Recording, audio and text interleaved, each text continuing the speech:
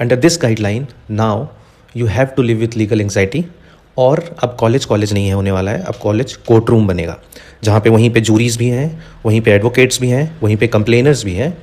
तो सब कुछ ऑन द स्पॉट होने वाला है। पहले और अभी में डिफरेंस ये था कि तो जो भी पहले के एक्ट्स थे उन पे जो डिसीजन होता था वो ऑन द स्पॉट नहीं होता था, वो किसी ऊपर के लेवल पे होता था, चाहे वो पार्लियामेंट में हो, चाहे वो कोई कोर्ट में सेटल हो रहा हो, कुछ हो रहा हो। बट अब क्या है, यूजीसी के इस गाइडलाइन के बाद हर कॉलेज, हर हायर एजुकेशन, सिर्फ कॉलेज नहीं रहने वाले हैं, अब कोर्ट रूम बनेंगे वो।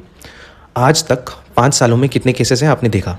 अब मैं आपको गारंटी के साथ कहता हूँ कि अगर ये यूजीसी गाइडलाइन इंप्लीमेंट होती है, you will see humongous amount of cases coming up, you can't even count in a year. क्योंकि अब यहाँ पे कोई पेनल्टी नहीं है फॉल्स एक्यूजेशन का। अगर किसी ने सिर्फ चिढ़ में ही बोल दिया कि आप कुछ कर रहे हो और आपसे चिढ़ गया और किसी ने कंप्लेन कर दिया, उसका पनिशमेंट नहीं। और ऐसे कंप्लेंट्स बहुत आ सकते हैं और इन कंप्लेंट्स को रजिस्टर करने में भी कोई प्रॉब्लम नहीं है।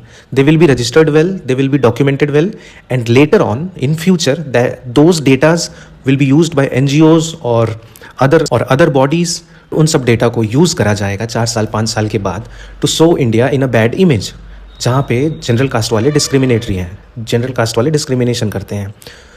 और उसको प्रूव करने के लिए यही सारे डेटाज दिखाए जाएंगे और आपको अगले 10 साल में ये पता चल जाएगा कि इंडिया जनरल कैटेगरी को डिजर्व नहीं करता है।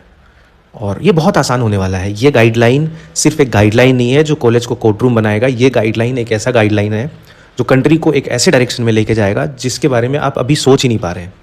ये अभी के लिए नहीं है। पॉइंट की बात तो बस ये है कि आप कितना भी कोशिश कर लें जीवन में, कितना भी कोशिश कर लें, आप एरर को या फिर आप प्रॉब्लम्स को ज़ीरो नहीं कर सकते हैं। अब अगर आप प्रॉब्लम को ज़ीरो करना चाहते हैं, वो ह्यूमन सोसाइटी में पॉसिबल ही नहीं है। वो होगा ही होगा प्रॉब्लम। इससे प्रॉब्लम नहीं होगा तो उससे होगा, उससे नहीं होगा तो किसी उससे होगा, उससे भी नहीं हुआ तो किसी उससे होगा। Problems will be there, but how you solve it that matters a lot. And the way UGC is trying to solve this problem is totally wrong. मतलब आप ये सोच भी नहीं सकते हो कि विथ किस साइकोलॉजिकल प्रेशर से एक जनरल कैटेगरी का बच्चा हायर एजुकेशन में जाएगा। Class 10th onwards, he is facing every type of reservations. He is working hard, he is studying hard, he is doing whatever amount of effort is needed.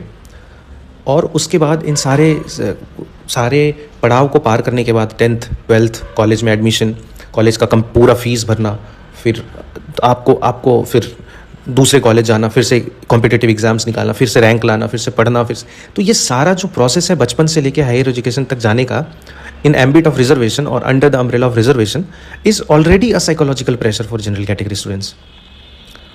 अब इसके बाद जो problem ये होने वाली है, अब ये साइकोलॉजिकल प्रेशर बिल्कुल ही डेंजरस प्रेशर में चेंज होने वाला है, क्योंकि ये गाइडलाइन जो है अब खुलेआम ये बताने पे तुली हुई है जो जेएनयू में प्रोटेस्ट होता है। आप सबने सुना होगा कि तिलक तराजू और तलवार इनको मारो जूते चार, ब्राह्मणिज्म भारत छोड़ो, सवर्ण भारत छोड़ो, जो भी है whatever it is. So this is not a small step. If you feel this is a small step, you will realize it after 5 to 10 years. Don't worry about it, because अगर ये guideline रह गया, अगर ये implement हो गया, and you will see a different India in 10 years.